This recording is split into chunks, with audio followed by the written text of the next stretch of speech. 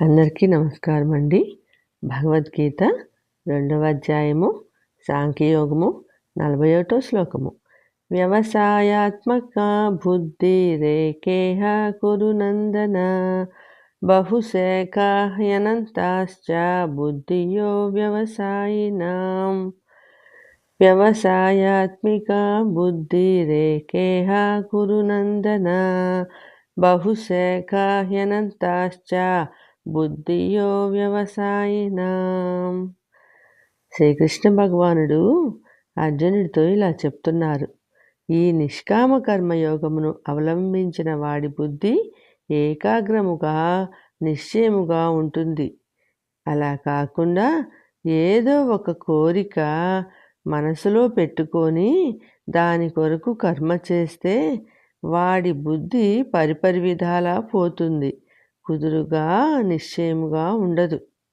ఆధ్యాత్మికంగా చెప్పాలంటే మానవులకు దైవము మీద నిశ్చయమైన బుద్ధి ఉండాలి.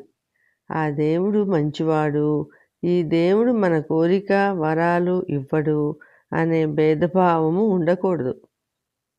అలాగే నిశ్చయమైన బుద్ధి కలవాడు ఏ పని చేసినా సక్రమంగా విజయవంతంగా చేస్తాడు. ఏ పని చేస్తున్నా మనసు దైవం మీద నిలిపి ఉంచుతాడు. ప్రాపంచిక విషయములను ఎక్కువగా పట్టించుకోడు. ఒక లక్ష్యము అంటూ లేనివాడి బుద్ధి శాఖోపశాఖలుగా విస్తరిస్తుంది. ముళ్ళ పొద మీద తీగ పాకినట్టు అంటదిడ్డంగా పాకుతుంది. ప్రపంచంలో దొరికే అన్ని వస్తువుల మీదకి మనసు పోతుంది. వాటి కోసం వెంపర్లాడుతుంది. ఉదాహరణకు సూర్యకిరణములను భూతద్దంలో నుంచి ప్రసరింపజేస్తే అవి ఏకాగ్రత చెంది దేనినైనా భస్మం చేస్తాయి. అదే సూర్యకిరణములు విడివిడిగా ఉంటే ఆ పని చేయలేవు. కాబట్టి మానవునికి ఏకాగ్ర బుద్ధి అవసరము. వ్యవసాయాత్మిక బుద్ధి అంటే బుద్ధిని నిలకడగా ఉంచుకోవడం, స్థిరముగా ఉంచుకోవడం. ఎవరికైనా బుద్ధి స్థిరముగా నిశ్చయం లేకుండా చంచలంగా ఉంటే వాడు ఏ పని సక్రమంగా చేయలేడు. కాబట్టి ఏ కర్మ చేయడానికైనా నిశ్చయమైన బుద్ధి అవసరము. అంటే మన మనస్సును బుద్ధిని ఏకాగ్రం చేయాలి. చేసే పని మీదనే ఉంచాలి. అటు ఇటు పోనివ్వకూడదు.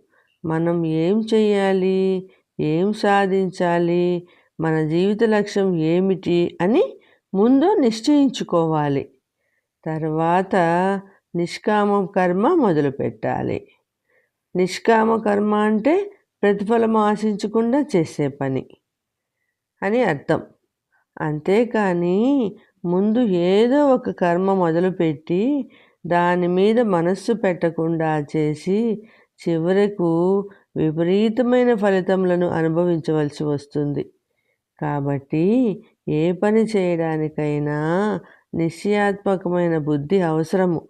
అలా కాకుండా ఒక నిశ్చయము లక్ష్యము అంటూ లేని వారి బుద్ధి అటు ఇటు పరిగెడుతూ ఉంటుంది.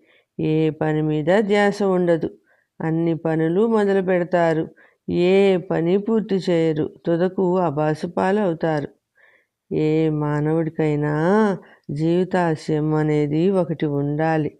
దానిని బట్టి అతని జీవన విధానము ఉంటుంది. ఉన్నతమైన ఆశయములు కలవారి జీవన విధానము కూడా ఉన్నతంగా ఉంటుంది. అతడు ఉన్నత శిఖరములు ఎక్కడానికి ప్రయత్నం చేస్తాడు. అలా కాకుండా అల్పబుద్ధి కలవారికి ఆశయములు కూడా చిన్నవిగానే ఉంటాయి. వారి జీవితములు కూడా అల్పంగానే ఉంటాయి. కొంతమంది ఈ జీవితము అశాశ్వతము, క్షణికము అని దీని గురించి ఆలోచించరు. చనిపోయిన తర్వాత స్వర్గలోక సుఖముల గురించే ఆలోచిస్తారు. కానీ ఆ స్వర్గలోకము కూడా శాశ్వతము కాదు అని వారికి తెలియదు. మరికొంతమంది ఇవేమీ కాదు, మోక్షమే అసలైన పరమపదము, అక్కడికి పోతే తిరిగి జన్మ ఉండదు అని ఆ మార్గం అనుసరిస్తారు. ఈ విధముగా వివిధములైన మానవులు వివిధములైన ప్రవృత్తులు కలిగి ఉంటారు. అందుకని మానవులను 2 విధములుగా విభజించారు కృష్ణ పరమాత్మ. ఒకటి వ్యవసాయాత్మిక బుద్ధి కలవారు, 2 అవ్యవసాయాత్మిక బుద్ధి కలవారు. మొదటిది వ్యవసాయాత్మిక బుద్ధి అంటే నిశ్చయమైన బుద్ధి. ఏకా భవతి అంటే ఆ బుద్ధి ఎల్లప్పుడూ ఒకటిగానే ఉంటుంది, మార్పు చెందదు, స్థిరముగా ఉంటుంది.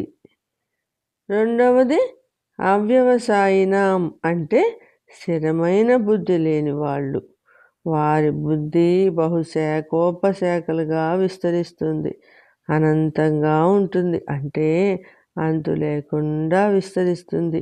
ఏ ఒక్కదాని మీద బుద్ధి నిలవదు. మనలో ఎక్కువగా ఈ రెండవ రకం వారే ఎక్కువగా కనపడుతుంటారు. ఏ పని నిలకడగా చెయ్యరు, పూర్తి చెయ్యరు. ఎవరు ఏది చెబితే దాన్ని నమ్ముతారు. మనము ఆధ్యాత్మికముగా చెప్పుకుంటున్నాము కాబట్టి వారి బుద్ధి ఏ దేవుడి మీద నిలకడగా ఉండదు. దేవుళ్ళలో భేదబుద్ధిని కల్పిస్తారు. ఆ దేవుడు గొప్ప, ఈ దేవుడు గొప్ప అంటే దేవుళ్ళను మారుస్తుంటారు. స్థిరమైన బుద్ధి కలిగి ఉండరు. పరమాత్మ ఒక్కడే అని తెలిసినా దాని మీద నిశ్చయమైన బుద్ధి ఉండదు. ఎవరు ఏది చెప్తే దానిని ఆచరిస్తారు. అటువంటి వారు ఎలా ఉంటారో మనకు రాబో శ్లోకాలలో కృష్ణ పరమాత్మ వివరిస్తున్నారు. సర్వే జనా సుఖినో భవంతు. జై శ్రీమన్నారాయణ అండి. నెక్స్ట్ 42, 43, 44 3 శ్లోకాలు కలిపి ఒక సారాంశంతో మళ్ళీ కలుసుకుందామండి.